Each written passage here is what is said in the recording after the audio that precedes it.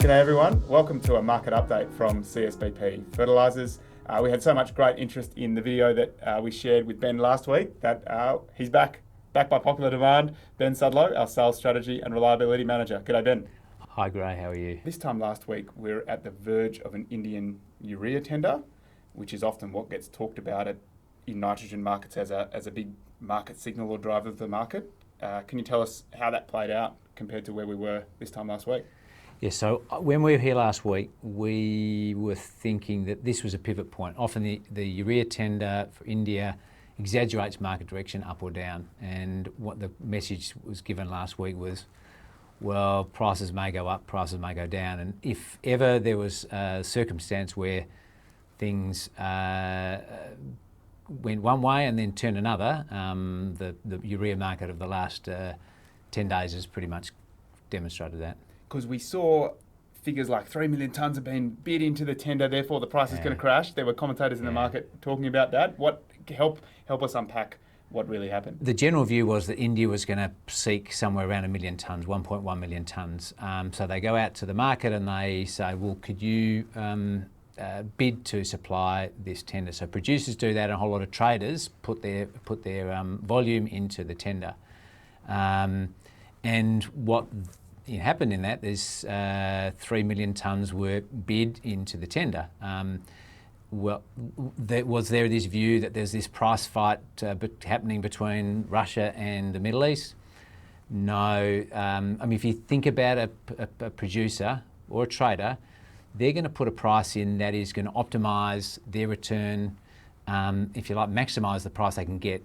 And now this is product that had to be delivered through April up until the 20th of May. So they're going to make a judgment that there's so much demand. Do I put all this into the tender, which may mean prices are low, or do I look for another market where I might get a better return? So the upshot of all that was, initially there was 3 million-ish offered into the tender, but when all said and done, how much ended up getting sold in the tender? Yeah, so as an economist, Gray, the economist that you are, if the initial view is that 3 million tonnes have been put into the tender, and they might need a million, what is the instant reaction to that from the market? Demand is lower than supply, therefore you think price would go down. Yes. Okay. But so when it gets said and done, the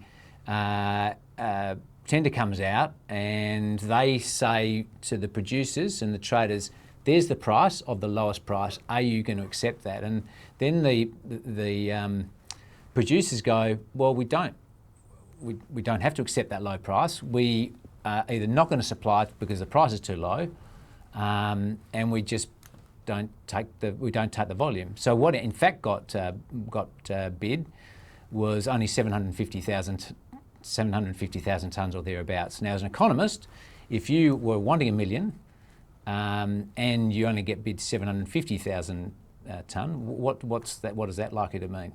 Demand is greater than supply, price will go up. Yeah, okay. So in fact, if you think about that wasn't a set piece. So in fact, that's, in the lead up to it, the expectation was that there's all these tonnes, and look, tonnes get doubled up. That doesn't mean that there's physically 3 million tonnes there, and doesn't mean that, oh my God, there's 2.5 million tonnes now looking for a home. That just doesn't mean that. And then suddenly when the producers go, well, look, mate, I can probably get, the market's probably more balanced in the next 60 days than we think, and maybe I can get a better price by selling to another market, a spot market in the next 60 days. I won't put my tonnes into this cheap Indian tender, and they pull out. And what then happened is prices went down, and then they rebounded off that another $5 to $10 a tonne, almost within the couple of days that followed. So that's the take-home message, I guess, from that is, you predict a price, what might be 1 week that it goes down, and then the complete opposite happened and the price just jumps back up. Now that's almost exactly what happened from 7 days ago when we last spoke. So net then, what does that mean for growers in the WA market? Are WA suppliers purchasing ships at the moment? Look, there's a lot of ships, and as I said last week, there's a lot of ships being bought now through to the end of May for arrival, May and through to June when the demand's going to be here. Now, does that mean that every supplier can price a ship on the day, this week or next week. No, there's going to be a whole lot of ships priced between now and the end of May for May and June arrival. So the 10 or 15 ships that are going to arrive between now and the end of June are going to be priced over different periods of time. And we may not, which is us and others, may not price at the bottom of the market. And there'll be ships at different prices, as simple as that. But in general, we'd expect the price in WA to reflect the price that's occurring on the global market. And we've seen the price on the global market, after all said and done in the story you took us through on the Indian tender, hasn't moved a whole lot in the last week. No, drifted down, jumped back up.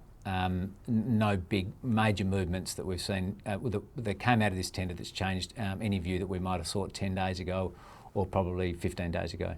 And you talked last week about the East Coast market in 2023 and how the market was short. Are we seeing any signs of commitments from growers picking up this week?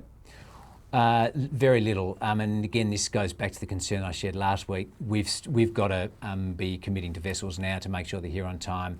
If we don't get commitments from our customers that they want the product, we get very anxious about whether, will they take it? Should we be buying for a market that may or may not be there? Recognising that there's some caution from customers looking to buy in a market that's in a very dryish situation that they can see over the next 10 days or so. Ben, you've covered the urea market really comprehensively there. Thank you for that. What about Flexien? Anything we should be thinking about there?